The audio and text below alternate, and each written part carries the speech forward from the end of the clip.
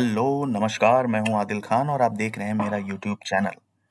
आज मैं बताने वाला हूँ कि बैंक का लेजर किस तरह बनाया जाता है। बैंक का लेजर बनाने का मेन रीज़न ये रहता है कि कोई भी बड़ा बिज़नेस बगैर बैंक अकाउंट के पॉसिबल नहीं है रन कराना। तो बैंक अकाउंट बहुत ज़रूरी है और आजकल गवर्नमेंट भी हमारी कोशिश करती है कि सारा ट्रांज़ैक्शन डिजिटल रहे, क्योंकि कैश ट्रांज़ैक्शन में काफ़ी चीज़ें हिडन हो जाती हैं और काफ़ी चीज़ें पता नहीं चल पाती हैं। तो इस वजह से बैंक के ज़रिए सारा ट्रांज़ैक्शन हो। तो मेन रीज़न ये भी है और एक रीज़न दूसरा भी है कि हमारा ट्रांज़ैक्शन ट्रांसपेरेंट रहता है। बैंक के ज़रिए जितने भी हमारे लेन-देन होते हैं और एक हमारे पास रिकॉर्ड रहता है कि हाँ, ये पेमेंट इस डेट में हुए थे। कभी का हम स्टेटमेंट निकाल के देख सकते हैं और कभी मिस नहीं होता है। तो सबसे पहले हम आ जाते हैं वीडियो की तरफ और वीडियो में हम एजुकेशन मोड पे हम टैली को सिखाते हैं। तो एजुकेशन मोड पे आ जाते हैं। सबसे पहले हम एजुकेशन मोड पे जैसे ही हम सेलेक्ट करते हैं तो सबसे पहले आ जाता है टैली का home page, gateway of tally, जो कि यहाँ पर आप देख सकते हैं लिखा हुआ। मैं गेटवे ऑफ टैली इस वजह से नहीं बोलता हूँ, यहाँ पर भी लिखा है।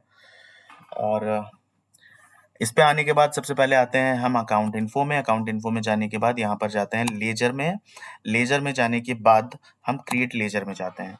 तो यहाँ पे हम डालते हैं, मान लीजिए हमारे पास है H D F C bank और यहाँ पे हम डाल देते हैं अपने उसके लिए यहाँ पर स्टार लगाने के बाद, कई स्टार लगाने के बाद 1 2 3 डाल देते हैं, क्योंकि ये हमारा बैंक नंबर मान लीजिए, बैंक अकाउंट नंबर मान लीजिए।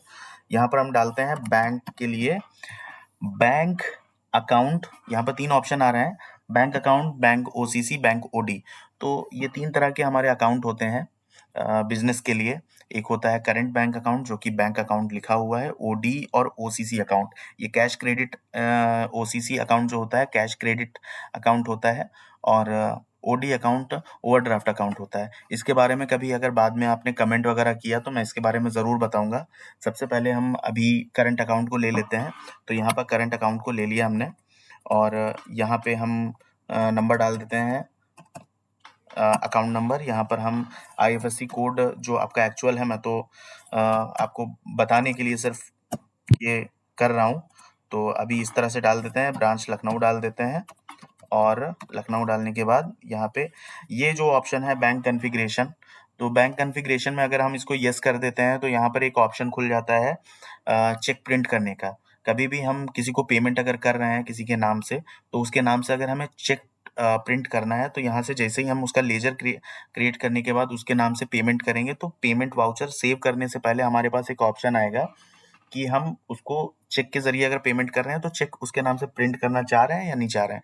अगर चाह रहे हैं, बहुत सारी कंपनियाँ करती हैं चेक प्रिंट नाम से, तो प्रिंटर के ज़रिए वो आप चेक प्रिंटर में लगाइए और वो चेक जो है प्रिंट होके बाहर निकल आता है उसके नाम और अमाउंट से। तो इसको हमारा अभी यूज़ नहीं है, तो हम इसको यूज़ नहीं करते हैं। यहाँ पर हम डाल देते हैं एड्रेस में लखनऊ, लखनऊ का शॉर्ट फॉर्म मैंने डाला है, फुल डाल देता हूँ। लखनऊ डाल दिया, इंडिया पहले से है, उत्तर प्रदेश पहले से है। यहाँ पर डालते हैं पिन कोड। तो अभी हम इसको एक्सेप्ट करा देते हैं।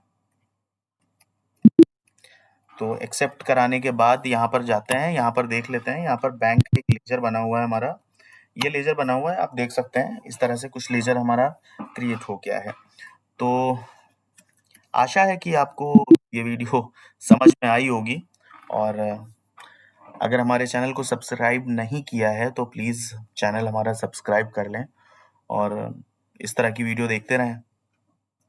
मैं बहुत ज़्यादा फ़ोर्स नहीं कर रहा हूँ आपसे कि हमारा चैनल सब्सक्राइब करें, क्योंकि ये एजुकेशनल चैनल है और इस पर पढ़ने लिखने वाला ही सारी चीज़ें हैं।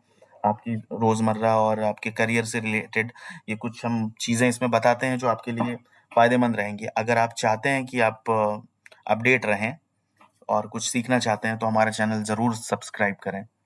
Thank you.